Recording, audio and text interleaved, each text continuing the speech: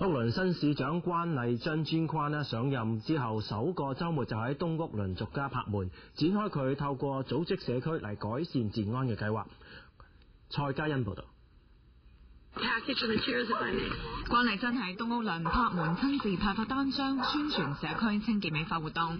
關麗珍希望改變屋崙嘅形象，帶嚟更多利好嘅社區消息。譬如1月29號喺81街新啟用嘅現代化圖書館，由聯合校區同市政府聯合運作，仲有喺 Madison 初中服務學童同家長嘅健康服務診所。佢認為引導社區組織凝聚力量，並着重教育設施同健康服務嘅配套，能夠提升高中畢業率，有利未來從聯邦取得嘅撥款，仲可以減少罪案。Organizing geographically, neighborhood by neighborhood, and having a council of residents to work together with that beat officer is, I think, absolutely necessary to keep crime going down.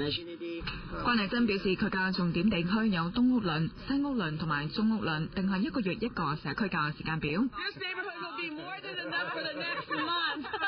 We're talking about next month. We're going to get to West Oakland.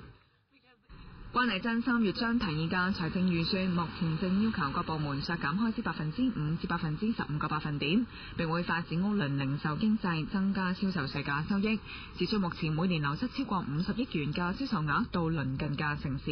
佢仲會考慮跟隨屋崙港嘅高層前往中國尋找合適嘅投資者，同商討由中國直飛屋崙嘅廉價航班可能性。時報台記者蔡嘉欣報道。